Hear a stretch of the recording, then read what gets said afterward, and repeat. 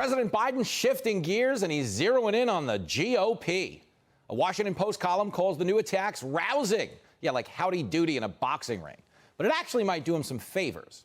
A new Wall Street Journal poll showing the president with a 6-point lead over Donald Trump in a hypothetical rematch that nobody wants. 50% of registered voters say they would probably or definitely vote for Biden, 44% saying the same of Trump. Meanwhile, that same poll shows Democrats with a 3-point lead over Republicans if the midterms were held today, which, of course, for months, political analysts have said a red wave is coming. So who really has the momentum? Here with me now is Fox News contributor and host of the Richard Fowler Show. It is Richard Fowler in the house. And Washington Times opinion editor and Fox News contributor Charlie Hurd here as well. Hey, hey, hey. Let's just establish for the viewers, both of you agreed to come on thinking Kennedy was back from vacation. But seeing as it is me, as crestfallen as you are, you'll both do your best and we'll have a good segment. Right, fellas? Now, touch gloves. And I came on thinking that you were going to be wearing a ridiculous jacket, and I was going to kind of help you out by wearing a more ridiculous jacket. Listen, I think you're great, and if you want to share some of that money you're making as Colonel Sanders, I'll take it. Jimmy, I came on because I thought Charlie was going to cut the beard, but here we are. He's still holding out. Well, the Democrats, I'll start with you, Richard. My wife put you up to that, didn't she? The Democrats have cut the lead, and according to this polling, they do, by all accounts, have some momentum heading into the midterms. Are you feeling better? Are you feeling confident, Richard, or are you a little concerned that there's also polling this week showing that Biden MAGA aggression might be bringing him back to the pack a little bit?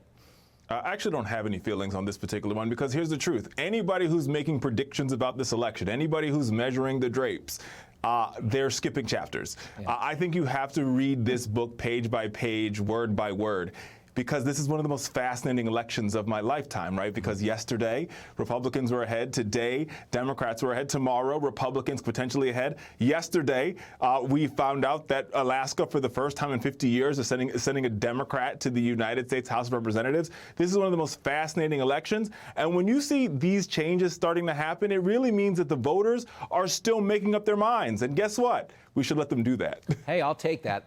Charlie, let me run this by you because we are hearing a lot of MAGA talk this week. We had mega MAGA, ultra MAGA. I can't believe it's not MAGA. Is Biden running on all of this fake fascism because he doesn't want to run on his real record? What do you see as the strategy here?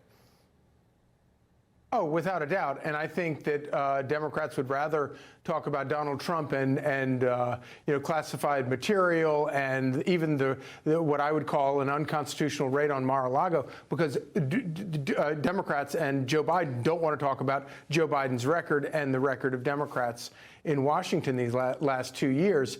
But I do think that there's sort of, obviously watching Biden go on attack mode, as absurd as it is, it's kind of, part of me kind of likes hearing him try to claim that there isn't a crisis at the border and people aren't walking across the border. Part of me kind of likes the fact that he's now trying to blame Republicans for shutting down schools and not opening them up, simply because that tells me that he's found some common sense between his ears and he realizes these are terrible things to try to run on. The problem is he's completely lying about it. And so while there may be some sort of fluidity in the polling, I totally agree with you, Richard, that it is too early. It's going to be moving around all over the place over the next couple of weeks. But I still think that these issues that Republicans are running on or should run on are absolute winners come November. Let me throw this one at you, Richard. Let's say you're throwing a party, right? It's called a unity party. And you're sending out save the dates because you want everybody to attend. Would you call the people on the invitations semi-fascists in an attempt to get them to come to your unity party?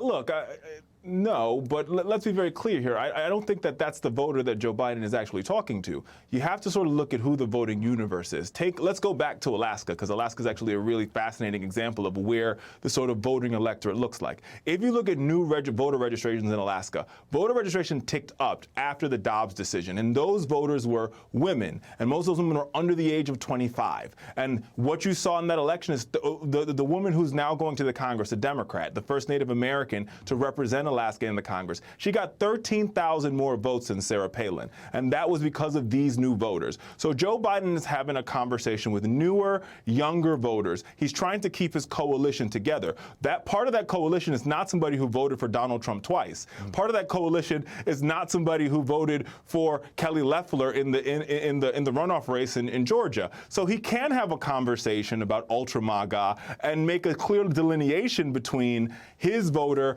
and Donald Trump's voter, and that'd be perfectly okay. But I think Charlie would argue there's a lot of people on the right who don't feel like that delineation has been made and they've been slandered by the president. Really quick, Charlie, what say you? Yeah, no, I agree with you. The problem here is that calling names and attacking voters, which is a very highly unusual. There's a reason politicians don't do it. It doesn't work out very well. Okay. And Richard, you're exactly right. We don't know how the Dobbs decision is going to play out, but I still think at the end of the day, people are going to vote on gas prices and their personal finances. But they're going down, Charlie. Well, I'm going to jump in really quick before I lose you. You guys have both convinced me to do the unthinkable, which is not bet my money tonight. I've never been able to hold off from the window in my life, but you guys were great. Richard and Charlie will always have this.